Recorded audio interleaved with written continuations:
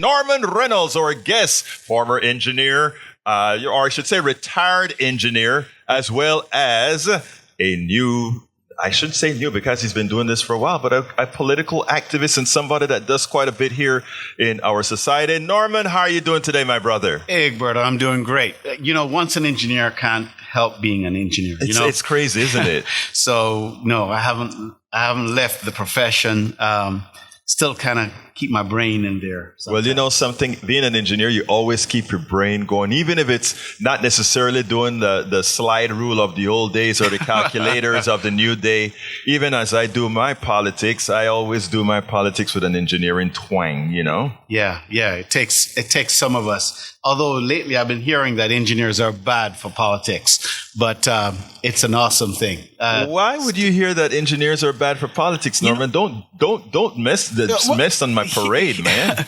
Here it is. We engineers are applicators of science, right? We learn science, but we then use it to apply to build things, right? Right. And we sometimes become dogmatic around our particular knowledge set. We become dogmatic about rules and like to keep things the way they were or the way they have been, the way we learned it. And especially those that have not kept growing in their profession. So I think that's the magic that you just said, those that haven't kept growing. Because being a progressive means that you are always wanting to move towards progress. And we're always in a question. Right. Progressives, I think, are always in a question as to whether or not we are where we want to be or always open to that change. Right, Egberto? It's not about just being the status quo. You start asking yourself, wait a minute. A person can call themselves they. Right. Wait a minute. That was not evident in my day, right? I mean, I didn't grow up that way, but that's okay. Yeah, why not? Well, let me first tell you, I think that was very helpful to me as far as moving from strictly engineering into political activism, because again, we like numbers and we like the things work a certain way, and I think in growing, what happened is I allowed myself the space to not just look at the numerical factors, but to look at the reality factors of just how human beings are in general. Many times, not engineering. Right, and then you start applying your humanity to a situation rather than. Wait a minute. There's not just 1 + 1 = 2 here. Right. It is. There are nuances. There are differences. People are not just black and white blocks that go into circular spots all the time. People can be different. Right. And the way you think can be different. Hey, you need to be open to that question. Well, you know what I think really allowed me to not just stick with the numerical facts and the fact is this, the fact is that. Quantum mechanics. Wave yourself along, my friend. Wave yourself a little bit. But anyway, going to the subject at hand today, folks. The title of the show is, and I want to actually give my brother some kudos here, because whenever we are doing the politics, or whenever I'm preparing different episodes or different programs or whatever, there's a little ting of Norman that always hits me in the head, and that is because he is so methodical in the way he does things. Sometimes I would ask the questions, or we'll be talking, and Norman would go ahead and say, well, Egberto, what about X, Y, Z?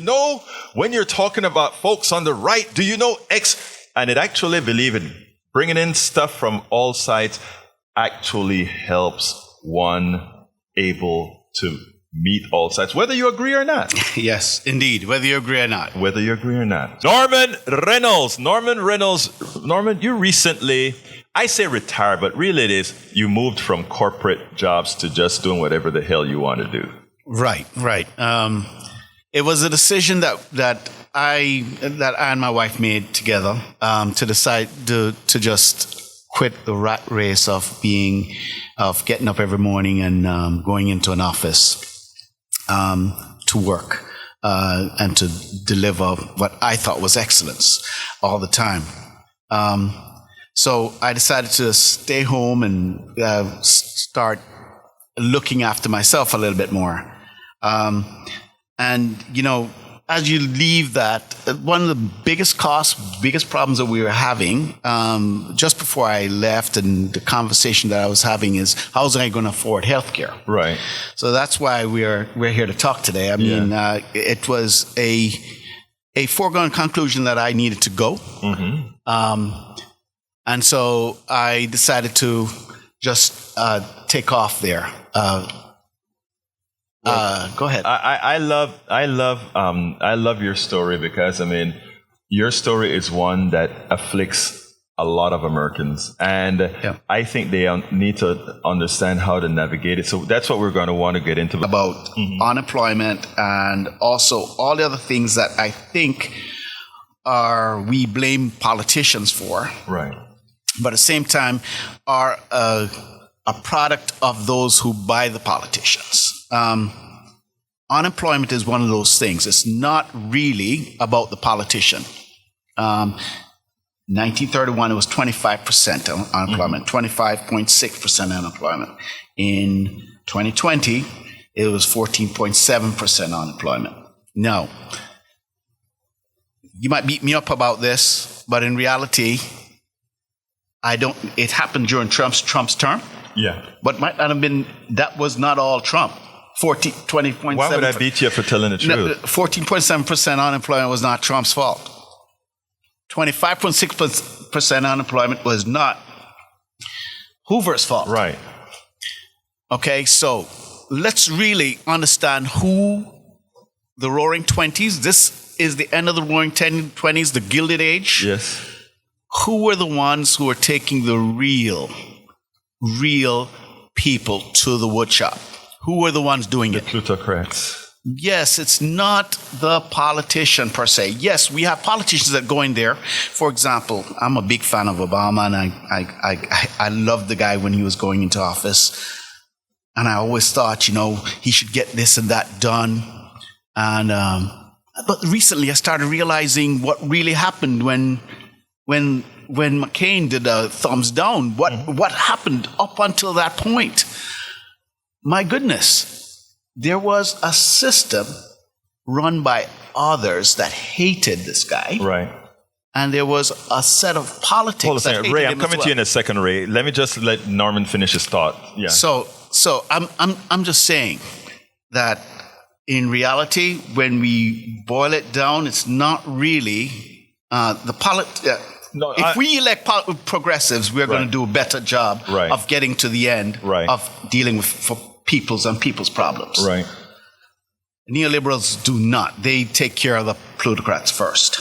I agree with you 100%. And I whenever I had to defend Obama, because, and other politicians as well, I said, remember, when it comes to the president, there is the president and then there's a presidency.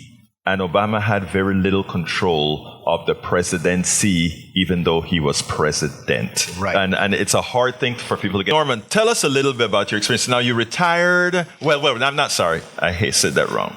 You changed the way you work. Go ahead. Right. I changed the way I work. I decided to just go home and decide to take care of myself. Right. So the thing is, you come out and you say, okay, I had a great insurance program, right, while I was at work. Great insurance program. Corporate America. I was one of the fat cats, boy, and I said, okay, I'm gonna keep and stay in Cobra for the first while it lasted. I thought that was a good idea, right? Man, that 3 times the cost. That $2,600 a month started to really come back for 2 people now. Yes. And yeah, that started to burn after a while. I realized, because I got to tell you guys, I don't like insurance that much. When I go to the store and someone offers me to pay for extra payment for So when someone comes to me and tells me, hey, you need to. Why don't get some extension on your to buy a computer? You're going to buy the extensions insurance, and I go, oh man, No, I don't want that. No, I don't. I mean, that doesn't make sense to me. Okay, so I have a very funny feeling about insurance. So, but then that burnt me, and then I said, okay, let me go to the next thing. Let's see if there is a private insurance company, because at the time I was outside of the Obamacare window, right? Because of salary. Because I was outside of the window, I'd had a good salary before. I now have to find insurance. I went to the private industry, and what did I find out? Wow, insurance is a game that these guys play. First, you have to give every bit of your data. You have to go get prodded, poked, get your blood drawn, do the whole 9 yards, possibly even get chest x-rays, whatever it takes for them to underwrite you. Now, far be it, you have been taking care of yourself. You used to ride the MS, Right. Cholesterol under control, but, constant. Wow, your cholesterol is out of the line of what they call normal. You're not insurable. My wife is insurable. You're not. You have to go do a different program. The price on that was around $2,200 For both of you. for both of us. My wife was less expensive. By the way, I'm I won't tell you that, but I'm the younger of the two of us. Yes. So anyway, that then was kind of scary. So I stayed the COBRA route until I decided to go on Obamacare. Obamacare was a great godsend for me, and I it really helped me realize what was reasonable. Our bill was on the order of the same $1,800, $2,000 a month On Obamacare. But then the government, because I was low salary at this point, I was not earning money. I was able to take Get the advantage subsidies. of the subsidy. And then why did they drop it to? It dropped it to $700. So from $2,600 to the private, with the COBRA, to $2,200 the private sector, to $700 on Obamacare. Correct.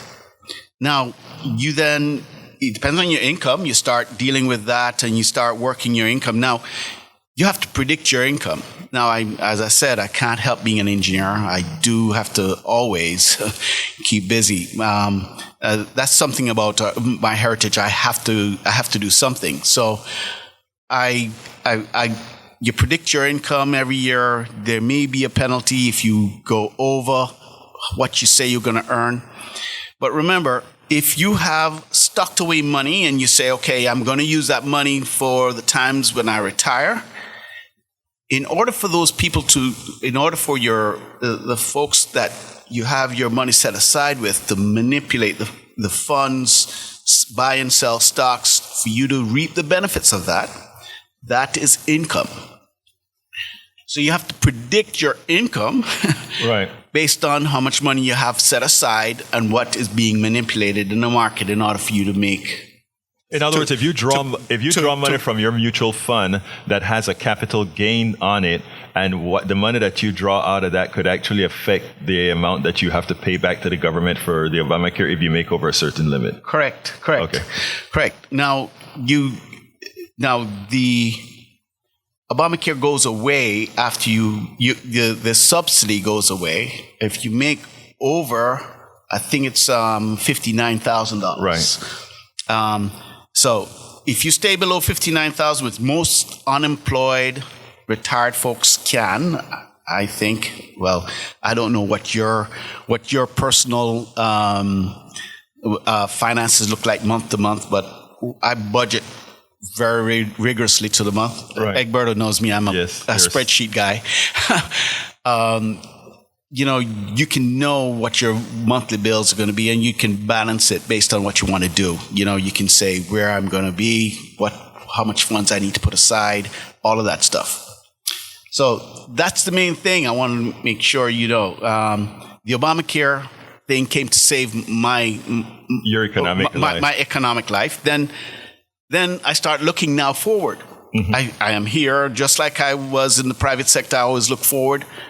Now I start thinking about when I turn 65. I'm not yet 65. When I turn 65, what will I do? Now, I listen to Egberto all the time, and I as I said, I hated. I have a funny feeling about insurance, but then it doesn't make sense to go to Advantage plans. I thought, okay, I'm going to go to A and B. Then I'm going to have a drug plan D. I'm going to do my research. I'm going to go to the ARP website. By the way, they do have a very good website that talks about each one of the choices that you have to make. And then you have to think about supplemental insurance. Now, realize if you go to Advantage, you will not be able to get the supplemental insurance. Yes, yeah. Right? And that's a lifelong decision that you've made when you're younger for a time when you're going to need it. Now I have a friend who had some severe complications at an older age.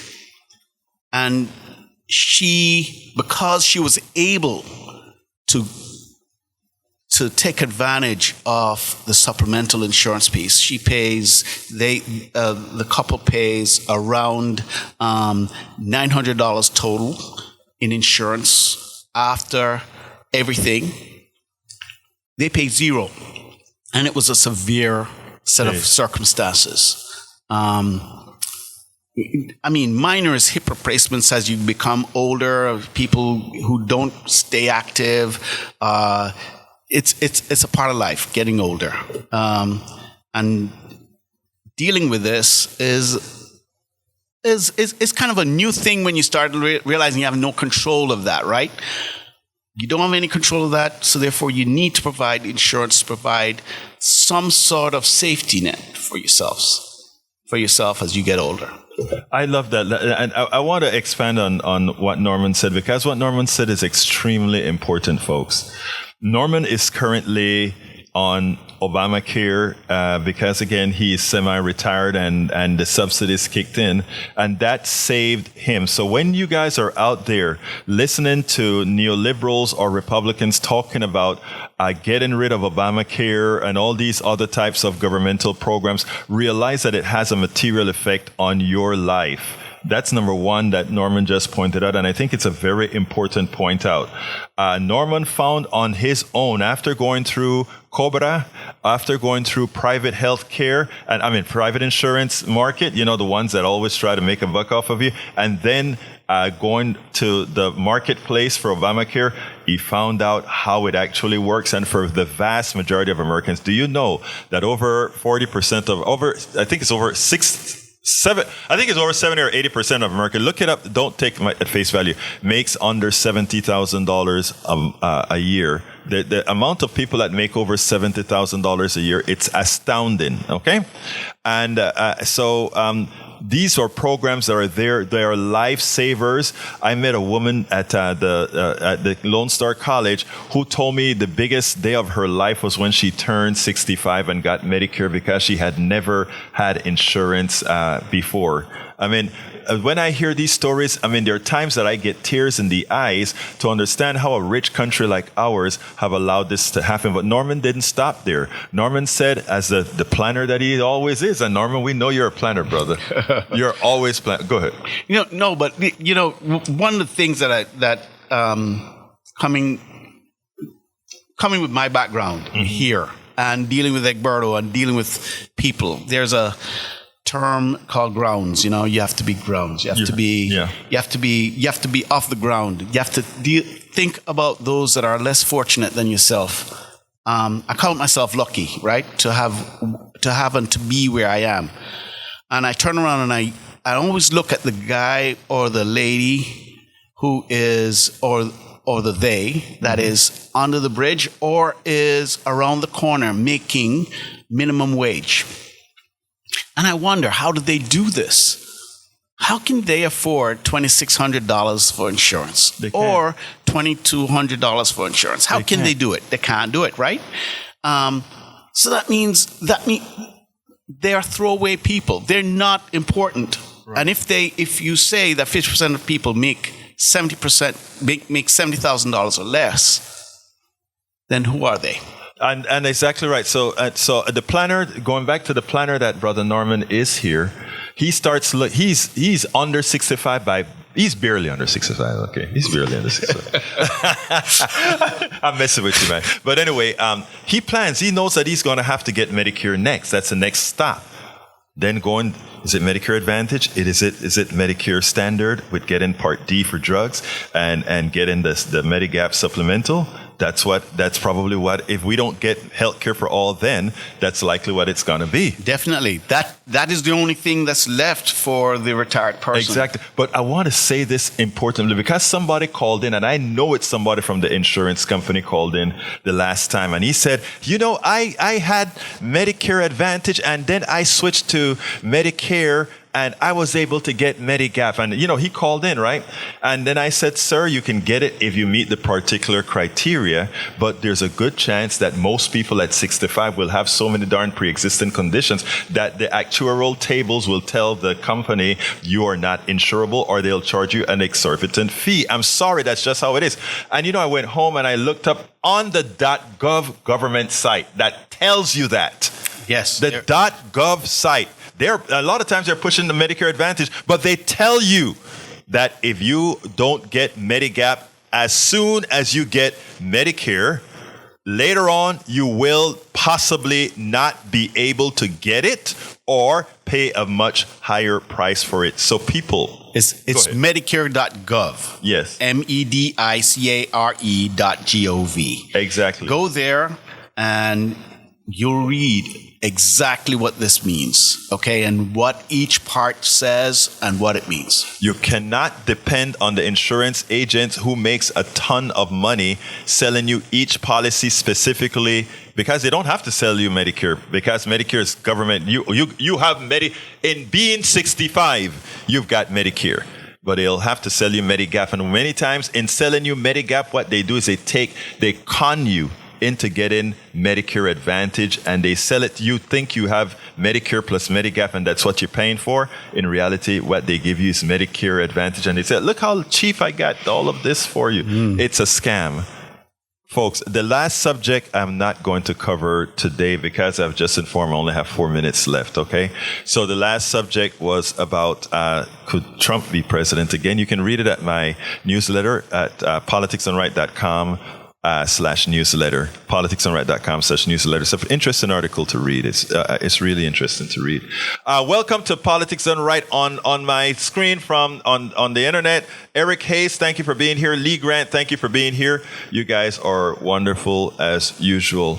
Now, we got to kind of wrap it up. Norman, I want to first of all thank you for coming into the studio and telling the story. I hope to have you in here to tell some other stories that I know is very important to get out here. But what I said I was going to try to do with the program as well is to get real people in here with real stories, because your story applies to hundreds of thousands of Americans. Yep. If you don't want to stay on the treadmill, if you decide if a lot of us, when we started work, didn't expect, we thought 55 was old, right? I remember 55 was old.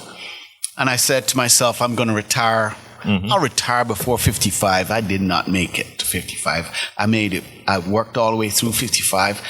And if you decided that you wanted to have a time where you could at least go out, take a walk, enjoy yourself, and not need a walker to get around, which is coming for me, I'm pretty sure, then you retire early or you retire before 65. Take advantage of it if you can and if you want to.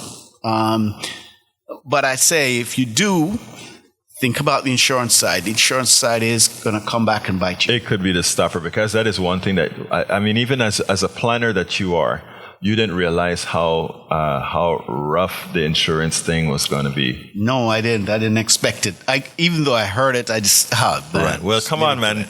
We always spoke about it on Politics Done Right, brother. Come on now. Yeah. Come on. That means you didn't. There's a couple of days you didn't listen to it, man. Hey, I want to thank Norman for coming in with us. We spend a lot of time deconstructing the news, trying to parse it into a form that everybody can understand. We try to find those little nitpicks where it flies above the fray, etc. If you really like these videos that we do, I want to ask a big favor. Please go ahead. Number 1, subscribe to our channel. And number 2, please join if you can. Thank you so kindly for watching. Keep watching. Please remember to share. We must populate the entire internet with our progressive message, a message that we know is what most Americans say that they want. So help us, please join.